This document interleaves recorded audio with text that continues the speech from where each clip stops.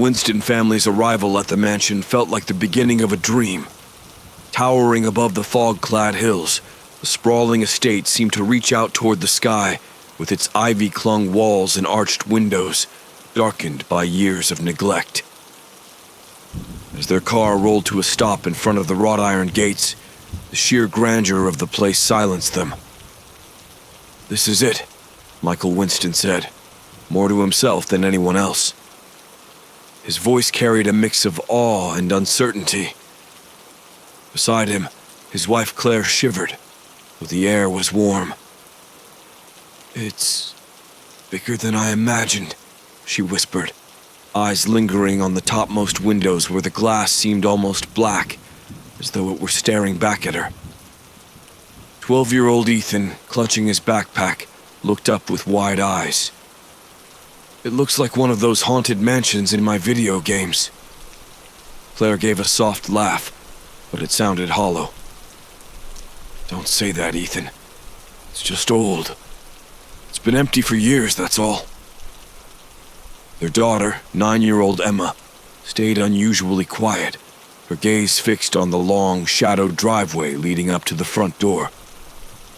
"I don't like it," she finally muttered, gripping Claire's hand. Michael turned to the children with a grin that didn't quite reach his eyes. "Come on, let's explore. This place is going to be amazing once we settle in. There's a library, you know? Hundreds of books." At the mention of the library, Claire's stomach twisted. She had read something about the house's history, though only in passing. Rumors of a tragedy, something that had happened in that very library decades ago. But Michael had brushed it off, calling it local folklore. The real estate agent had barely mentioned the house's past. "A bit of a tragic history," she'd said with a nervous chuckle. "But what old mansion doesn't have a ghost story, right?" They'd laughed it off at the time. Now, standing before the mansion, Claire wasn't so sure. Inside, the mansion was a tomb of silence. Every footstep seemed to echo as they wandered through the vast hallways, their voices swallowed by the high ceilings and empty rooms. Dust swirled in the beams of afternoon light cutting through the narrow windows, revealing furniture shrouded in white sheets, forgotten for years. And then they found it, the library. The double doors were heavy and ornate, carved with intricate designs of serpents entwined with ancient symbols. Ethan pushed one door open with a creak, and they stepped inside. The room was massive, with towering bookshelves stretching from floor to ceiling, their wooden frames worn and darkened with age. Thousands of books, some of them leather-bound and crumbling, filled the shelves. A massive fireplace dominated one wall, its stone hearth cold and empty. Above it hung a large portrait of a man, his eyes sharp and calculating, watching over the room with an intensity that made Claire's skin crawl. "This place is awesome." Ethan ran toward the nearest bookshelf, his fingers brushing over the spines of old books. "Bet these are worth a ton." Claire didn't share his enthusiasm. The air in the room felt wrong. It was colder here, the temperature dropping so sharply that she rubbed her arms to ward off the chill. A strange, musty odor clung to the place, as if the library had been sealed for centuries, untouched by time. Michael, ever the optimist, slapped his hands together. "We'll fix it up. Maybe get some new furniture in here. Bring it back to life." Emma, standing by the door, hadn't moved since they entered. Her wide eyes were fixed on the portrait above the fireplace. "He's looking at us," she whispered, tugging on Claire's sleeve. "Sweetie, it's just a painting. It's old like everything else in here." But as Claire glanced at the portrait, her heart skipped a beat. The man's eyes, were they always angled that way? They seemed to follow her, cold and unblinking. The sound of a book thudding to the ground broke the silence. They all turned toward the far shelf where Ethan stood, staring down at the fallen book, his face pale, "I didn't touch it," he said, backing away. The room seemed to close in, the air thick with something Claire couldn't name. Something unseen, yet undeniably present. "We should go," she whispered, the words barely audible. And for the first time since they arrived, no one disagreed. Days passed, but the unease clung to Claire like the musty smell of the mansion. Despite Michael's best efforts to keep the family busy with unpacking and settling in, the library loomed large in her mind. Its dark presence seeped into the quiet moments of the day and filled her dreams with shadows at night. But it was Ethan who couldn't resist going back. He returned to the library each afternoon, drawn to the dusty shelves like a moth to flame. There was something there, something calling to him from beneath the layers of dust and time. On the third day, while his family was downstairs debating wallpaper choices for the dining room, Ethan slipped away, unnoticed. The library was exactly as they'd left it, cold, silent, and heavy with the weight of forgotten things. The painting above the fireplace seemed to watch him again. But this time, Ethan didn't care. He was more interested in the massive bookshelf along the back wall, the one where the book had mysteriously fallen. He approached it slowly, running his fingers over the cracked spines. Most of the titles were unreadable, their lettering faded with age. But one book, a thin, leather-bound volume wedged awkwardly between two larger tomes, caught his eye. Its spine was unmarked, its cover worn, but it seemed newer than the others, almost as if someone had placed it there recently. Curiosity piqued, Ethan pulled the book free with a small puff of dust.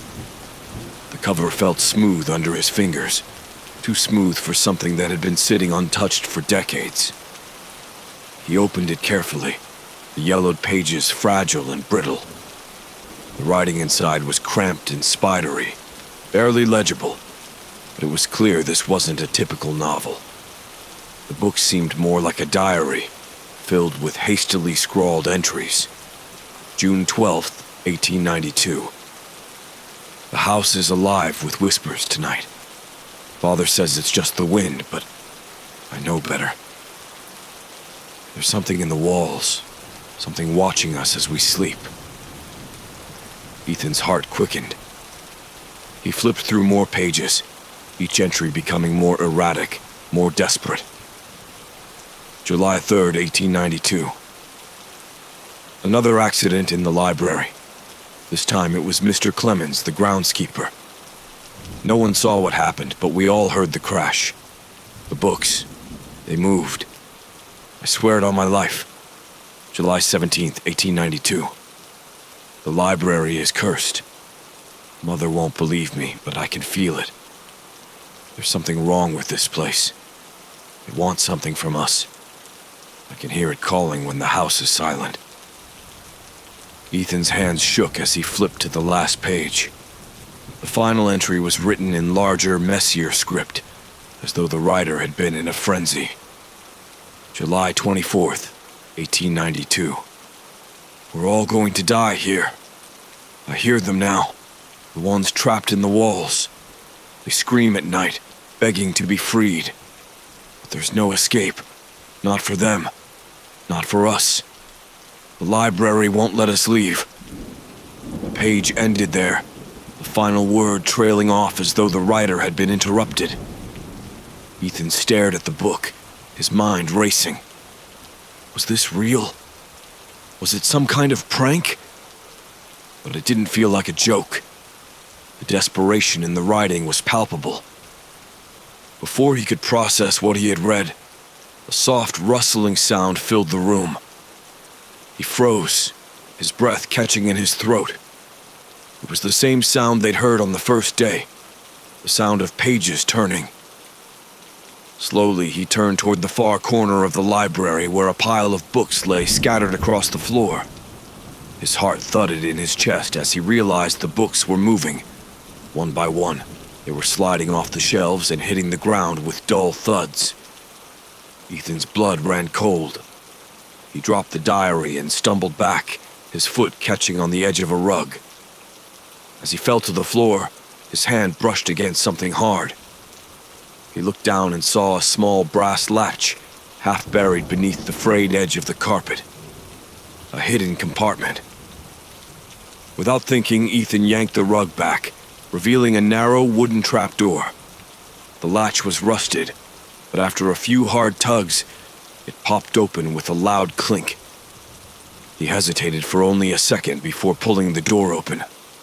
Beneath it, in the dim light filtering through the library's windows, he saw a narrow set of stone steps descending into darkness.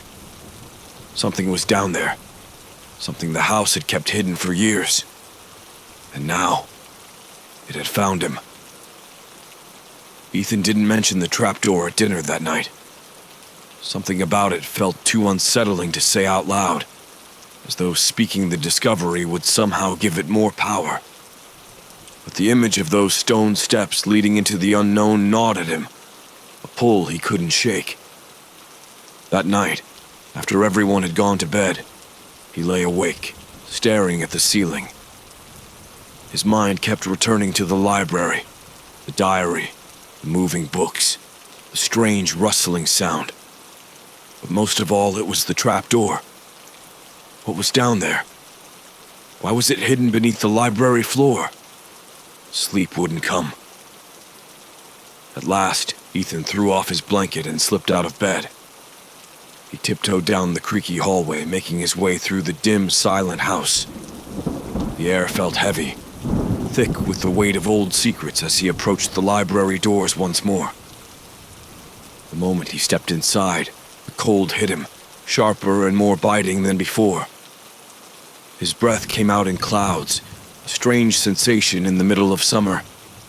The shadows seemed deeper, the room darker despite the faint moonlight filtering through the tall windows. He felt watched, though he knew he was alone. He crossed the room slowly, heart pounding in his ears, and knelt by the trapdoor. It sat just as he'd left it, slightly ajar, revealing the first few steps of the stone staircase below. Ethan hesitated for a moment, then reached out and lifted the door fully, the rusty hinges groaning in protest. A cold draft wafted up from the opening, carrying with it the faintest hint of something foul, like damp earth and rot. Ethan swallowed hard, his curiosity warring with fear. He peered down into the darkness, wishing he'd brought a flashlight. Just as he was about to descend, the sound came again, that unmistakable rustling. At first, Ethan thought it was his imagination, but as he held his breath, the sound grew clearer. Pages, hundreds, maybe thousands, turning, as though an unseen hand were flipping through books at an impossible speed. But it wasn't coming from the shelves. It was coming from below. Ethan froze, torn between the instinct to run and the burning need to know more. His hand trembled as he grasped the edge of the trapdoor, leaning closer to the abyss. The sound of the pages was hypnotic, growing louder, almost frantic. He tried to make sense of it, but there was something off about the way they turned, a rhythm that felt unnatural, chaotic. And then, something even stranger happened. The books on the shelves around him began to move. Slowly at first, their spines shifting ever so slightly. But soon they were sliding out, falling from their places with soft thuds, one by one. The sound of the falling books joined the frantic rustling beneath the floor, creating a dissonant, eerie symphony. Suddenly, one book flew from the shelf with force, landing at Ethan's feet with a heavy thud. He jumped back, his pulse racing. The book lay open, its yellowed pages trembling in the still air as if alive. Ethan crouched down, his eyes drawn to the words on the page. But there were no words. The pages were blank, every single one untouched by ink. He flipped through it in a daze, growing more frantic with each page. Blank, all of them. And then, as he reached the last page, he saw it. Scrawled in thick, dark ink, as though someone had written it in a hurry, were 3 words that sent chills down his spine. "We are waiting." Ethan gasped, dropping the book as though it had burned him. The air in the room grew thick, and the rustling below became more insistent, almost demanding. The books on the shelves quivered as though ready to leap off at any moment. That was when he heard the voice. It was faint at first, a whisper blending with the sound of the pages. Soon it became clear, a woman's voice, low and urgent, echoing from the depths of the library. "Help us!" Ethan stumbled backward, heart hammering, his body frozen in place. The voice was closer now, louder, as though it were rising from the very floor beneath him. "Help us! Trapped!" He turned toward the trapdoor. The voice was coming from below. Without thinking, Ethan slammed the trapdoor shut, cutting off the voice and plunging the room into a suffocating silence. His breathing was ragged, his mind racing. Whatever was down there, whatever had spoken to him, it wasn't finished. And neither, it seemed, was the library. The following morning, Ethan's pale face and quiet demeanor didn't go unnoticed. Claire could tell something was off, but when she asked him what was wrong, he just shook his head, mumbling something about not sleeping well. She didn't press him, after all. They were all still adjusting to the strange new house. Later that afternoon, while Claire was sorting through boxes in the sitting room, Emma tugged at her sleeve. "Mom, there's someone outside," she said, her voice small and uncertain. Claire frowned, wiping dust from her hands. "Someone outside? What do you mean?" Emma pointed toward the tall windows at the far end of the room. Claire followed her gaze and felt a shiver of unease creep up her spine. The windows looked out over the sprawling garden, now overgrown with wild bushes and twisted trees. But there was no one there. "Sweetie, I don't see anyone," Claire said gently, brushing Emma's hair back from her face. Emma's brow furrowed. "He was just there, right by the trees. I saw him looking at me." Claire glanced again, scanning the garden. The trees stood still in the windless afternoon, their branches twisted into claw-like shapes. No one in sight. She forced a smile. "It's probably just your imagination. This old place has a way of playing tricks on us." Emma didn't respond, her eyes still glued to the window. That evening, after the sun had set and the house sank into its usual eerie quiet, Claire felt that unease return. The mansion had a way of feeling too still, like it was waiting for something. Michael had gone to town to pick up some tools, leaving her alone with the kids. While Emma played in the corner with her dolls and Ethan sat at the kitchen table staring absently at his untouched dinner, Claire felt compelled to check the windows. Something tugged at her nerves, a paranoia that had been growing since they'd moved in. She wandered through the hallway, her footsteps echoing in the cavernous space. The tall windows lining the hall were like black mirrors now, reflecting the faint glow of the house's dim lights. She stopped in front of one, gazing out into the night. The garden was barely visible, a tangle of shadows beneath a cloudy sky. For a moment, Claire felt ridiculous. There was no one out there. Emma's imagination was running wild, just like her own. Then she saw it. A face, pale, hollow, and watching her from the far edge of the garden, barely discernible in the darkness. Her breath caught in her throat, and she blinked, thinking it must be a trick of the light. When she looked again, the figure was gone, but her heart wouldn't stop racing. Trying to steady her breathing, Claire stepped back from the window, telling herself it was nothing. But the unease gnawed at her, forcing her down the hall to the library, where the largest windows overlooked the lawn. The library felt colder than ever, and as she approached the window, her footsteps slowed. The windows here were massive, stretching from floor to ceiling, their glass panes old and rippled. As she peered through the glass, a strange sensation washed over her. The reflection wasn't quite right. Her own face stared back at her, but behind it, just over her shoulder, she saw movement. There, reflected in the glass, was a figure. A woman standing right behind her, her face pale and twisted with sorrow, eyes sunken and dark. Her lips were moving, but no sound came.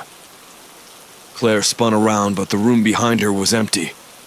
Her heart hammered as she turned back to the window, her reflection once again normal. The figure had vanished, but the icy dread stayed with her, like cold fingers brushing her skin. She stepped away from the glass, her breathing shallow. The library's air felt thicker, heavier now. Something had been there. Something was still there.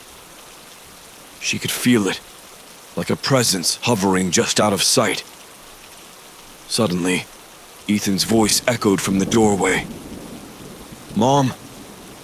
She nearly jumped, turning to find him standing there, his face pale and drawn.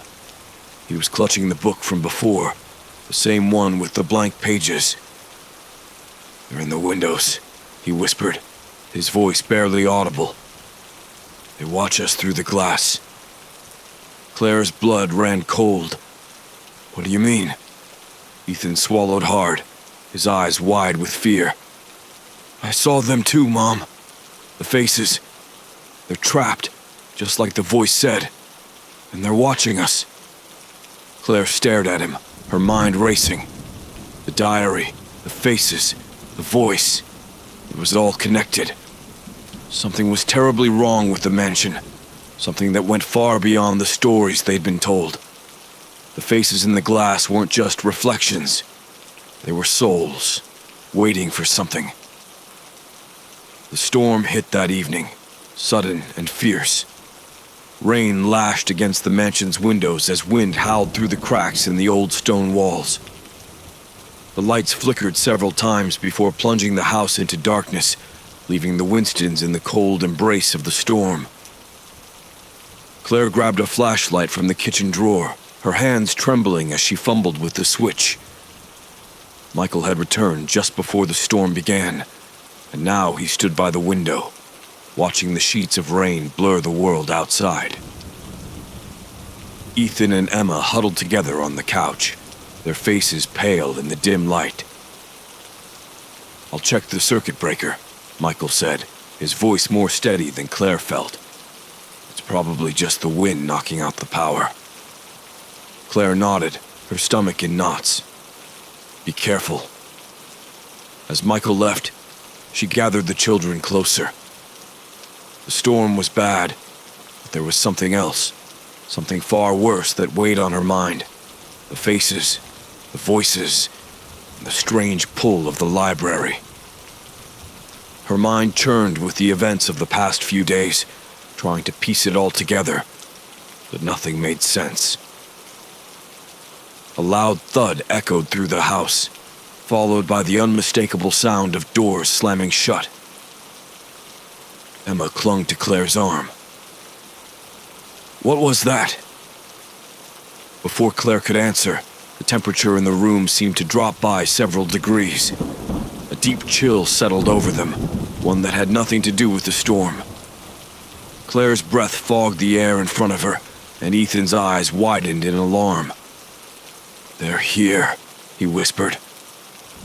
The flashlight flickered in Claire's hand, its beams sputtering as though struggling against the suffocating darkness. Claire stood, trying to keep her voice calm for the children. "We need to find your father." But as soon as she stepped toward the door, it slammed shut with a deafening bang. Claire's heart pounded in her chest as she grabbed the handle, pulling with all her strength, but the door wouldn't budge. It was as if it had been sealed by some invisible force. "We're trapped!" Ethan cried, his voice panicked. Claire's pulse raced as she tried to pry the door open. She rattled it again, pulling harder, but it refused to move. Panic flared inside her, but she swallowed it down, turning toward the windows. They were the only way out. But when she stepped closer to the tall windows that lined the room, the reflection stopped her in her tracks. The glass showed not just their reflections, but the library, filled with people. Dozens of them.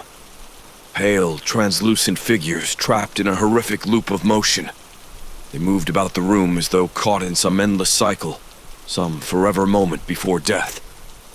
One woman, her hair loose and dripping wet, stood by the fireplace, her hands covering her face in despair. Another figure, a man with a gaping wound across his chest, staggered toward the shelves, his mouth moving silently as if begging for help. The others shuffled and stumbled, their faces twisted in agony, their mouths forming silent screams. "Mom," Emma whispered, her small voice shaking. Claire's hand tightened on the flashlight as the figures in the reflection began to turn, slowly, all at once.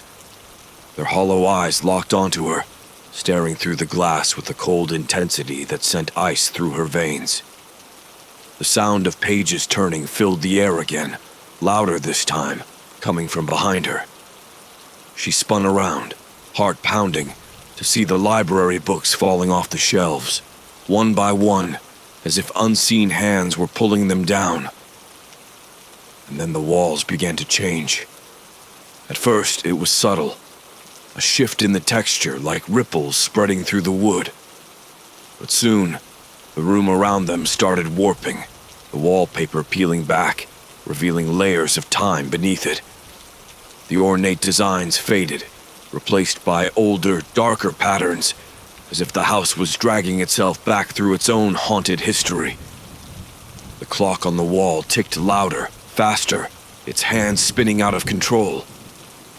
The entire room seemed to breathe, alive with some malevolent force that had been sleeping beneath the surface. Claire rushed to the door, pulling harder, desperately. "Michael! Michael, help!" But her voice felt swallowed by the house. Ethan and Emma cowered behind her, their faces pale with terror. The storm outside roared, but inside, the library seemed to fold in on itself, bending time and reality. The walls twisted, the floor creaking beneath them, and the figures in the windows pressed closer, their hands now reaching toward the glass as if trying to break free. A loud crack echoed through the room. The trapdoor Ethan had found before flung itself open violently, its hinges shrieking. From below, the sound of whispers grew louder, rising from the darkness. Claire turned to the children, her voice shaking. "We need to get out of here now." But even as she spoke, the library seemed to pull them in deeper, trapping them in its ghostly grip. Time itself twisted around them, and Claire realized with chilling clarity they were no longer alone in the present. They had become part of the house's past. The library seemed to tighten around them, the air thickening with a palpable, oppressive weight. Time was unraveling, folding in on itself, trapping Claire and the children in a distorted version of the past.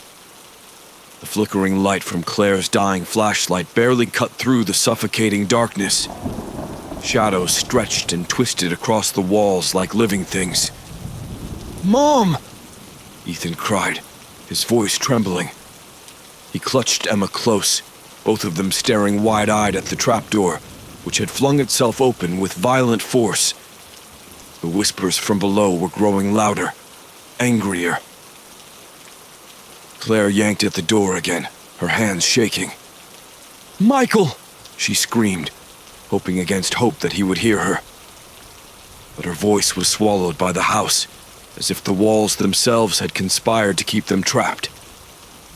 The figures in the window reflections were moving closer now, their hands pressed against the glass, mouths opening in silent pleas.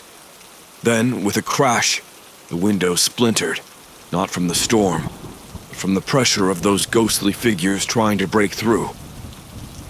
A sudden gust of freezing air rushed into the room, and the glass dissolved into nothing, leaving only darkness beyond. The whispering voices grew into a cacophony, merging with the sound of turning pages. Claire spun around, eyes darting to the bookshelves, watching as the remaining books were pulled violently from their places. They scattered across the floor, their pages fluttering as if caught in some invisible storm.